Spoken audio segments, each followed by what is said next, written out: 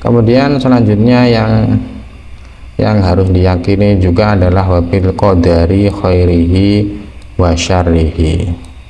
Kita harus meyakini kepastian Allah, takdir Allah, bahwa takdir itu harus kita yakini, baik takdir yang baik maupun takdir yang buruk. Kita harus meyakini bahwa semua itu datang dari Allah.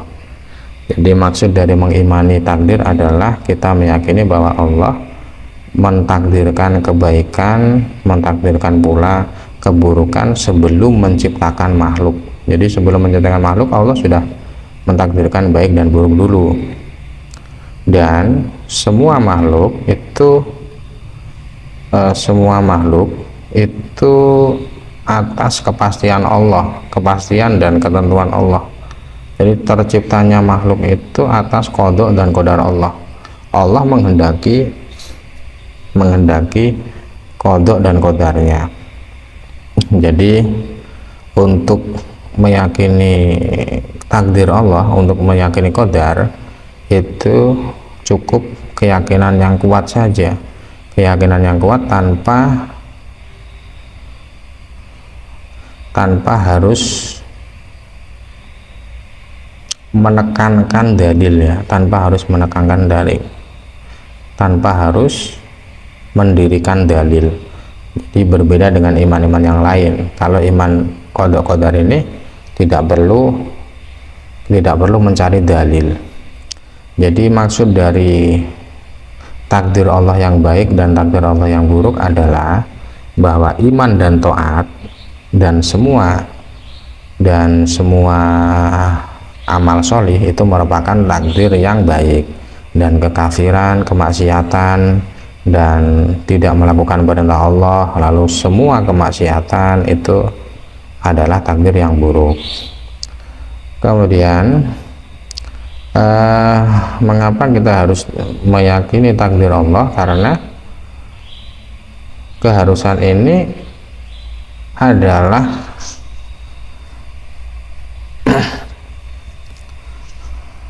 termasuk dari satu riwayat yang dialami Nabi, riwayat yang diriwayatkan oleh Bukhari dan Muslim, ya, diriwayatkan dari sahabat Umar, bahwa malaikat Jibril pernah mendatangi Nabi dan bertanya kepada Nabi tentang arti dari iman. Ahbirni anil iman. Lalu Nabi menjawab, antuk minabillahi wa malaikatihi wa kutubihi wa rusulihi wal yaumil akhir wa tu'mina bil qadari khairihi wa syarrihi. Jadi iman adalah meyakini adanya Allah, malaikat Allah, kitab Allah, Rasul Allah, hari akhir, dan meyakini takdir Allah, baik takdir yang baik maupun takdir yang buruk. Jadi seseorang yang tidak membenarkan salah satu dari itu, maka dia kafir.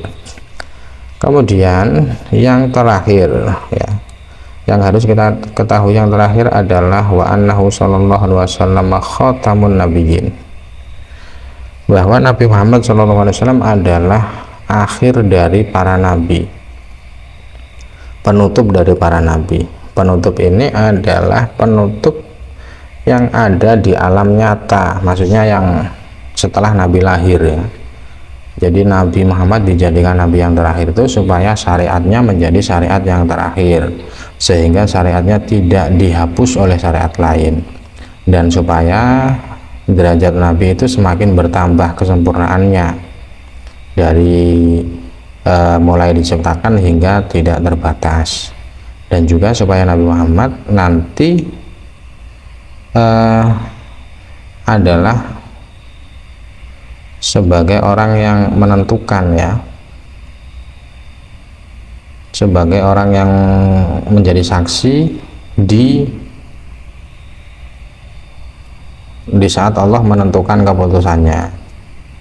Jadi Nabi Muhammad diutus oleh Allah itu mengisyaratkan kesempurnaan sesuatu.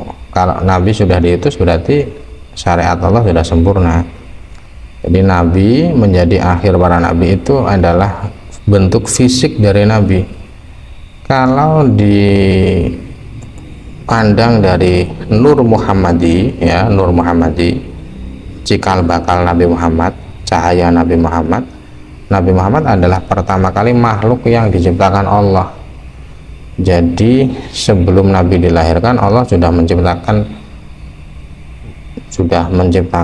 cikal bakalnya, yaitu nur, cahaya Nabi Muhammad. Jadi kalau dilihat dari hal itu, Nabi Muhammad adalah makhluk pertama.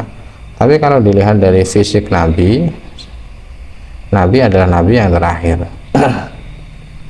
Dan bahkan Nabi Muhammad itu adalah makhluk yang oleh sebab dia Allah menciptakan dunia ini. Jadi Allah menciptakan dunia karena adanya makhluk, yaitu cahaya Nabi Muhammad. Annahu sallallahu alaihi wasallam khatamun nabiyyin wa sayyidu waladi Adam ajma'in. Selain Nabi Muhammad adalah penutup dari para nabi, Nabi Muhammad juga adalah pemimpin seluruh keturunan Nabi Adam, yaitu seluruh manusia. Dalam satu hadis Nabi bersabda, ana sayyidu waladi Adam wala fakhra. Saya adalah pemimpin semua keturunan Adam, dan aku mengucapkan ini tidak sombong, wala fakhra. Aku mengucapkan ini karena menceritakan nikmat yang diberikan Allah kepadaku. Itu sebagian ulama mentafsiri wala fakhra seperti itu. Ada juga ulama yang menafsiri arti dari wala fakhra adalah tidak ada kesombongan yang lebih besar dari ini, tidak ada kebesaran yang lebih besar dari ini. Jadi kalau Nabi Muhammad adalah pemimpin keturunan Nabi Adam, maka selain manusia, Nabi Muhammad juga menjadi pemimpin, ya. Jadi dalam hadis kan Nabi hanya menyebutkan manusia saja, ana sayyidu waladi Adam, aku adalah pemimpin keturunan Adam. Lalu dengan makhluk selain manusia bagaimana? Apakah Nabi juga menjadi pemimpin? Ya, juga menjadi pemimpin, karena manusia itu lebih utama daripada makhluk-makhluk yang lain. Sehingga kalau Nabi menjadi pemimpin manusia, otomatis Nabi menjadi pemimpin makhluk yang lain. Ya, karena manusia adalah makhluk terbaik. Bukti manusia makhluk terbaik apa? Yaitu firman Allah, walaqad karramna bani Adam, sungguh aku telah memuliakan keturunan Adam, yaitu manusia. Kemudian biasanya dalam hadis yang saya sebutkan tadi ada satu pertanyaan. Nabi kan mengatakan aku adalah pemimpin keturunan Adam. Nabi adalah pemimpin keturunan Adam. Sekarang pertanyaannya, apakah Nabi juga menjadi pemimpin Nabi Adam? Nabi kan tidak menyebutkan aku adalah pemimpin Nabi Adam. Nabi hanya mengatakan aku adalah pemimpin keturunan Nabi Adam. Pertanyaannya, apakah Nabi juga menjadi pemimpin Nabi Adam? Itu biasanya dijawab oleh para ulama bahwa keturunan Nabi Adam itu ada yang lebih utama dari Nabi Adam, ya. Keturunan Nabi Adam ada yang lebih utama dari Nabi Adam. Contohnya ulul azmi, Nabi Nuh, Nabi Ibrahim, Nabi Isa, dan Nabi Musa itu kan lebih utama dari Nabi Adam, ya. Nabi Adam itu kan tidak termasuk golongan ulul azmi. Berarti ada keturunan Nabi Adam yang lebih utama daripada Nabi Adam. Kalau Nabi menjadi pemimpin orang yang lebih utama dari Nabi Adam, maka Nabi juga menjadi pemimpin Nabi Adam, karena Nabi Adam lebih kalah utama dengan keturunannya. Jadi orang yang menjadi pemimpin dari orang yang lebih utama berarti orang yang kalah utama itu juga termasuk di dalamnya. Jadi Nabi Muhammad itu tidak menyebutkan Nabi Adam karena akhlak beliau, karena menghormati Nabi Adam. Karena Nabi Adam itu kan kakek moyang, ya, kakek moyang secara zahir. Walaupun secara makna Nabi adalah kakek dari Nabi Adam, karena penjelasannya tadi bahwa pertama kali makhluk itu pertama kali makhluk Allah itu adalah Nur Muhammadi, cahaya cikal bakal Nabi Muhammad. Nah, oleh karena itu ada satu cerita yang mengatakan bahwa di saat Nabi Adam bertemu dengan Nabi Muhammad di malam Isra Mi'raj, kalimat yang diucapkan Nabi Adam adalah marhaban bibni surati wa abi maknaya, selamat datang anak fisikku dan bapak maknaku. Jadi secara lahir di dunia Nabi Adam adalah kakek Nabi Muhammad, tapi secara kehidupan yang hakiki, kehidupan yang di ruh, Nabi Muhammad adalah kakek dari Nabi Adam.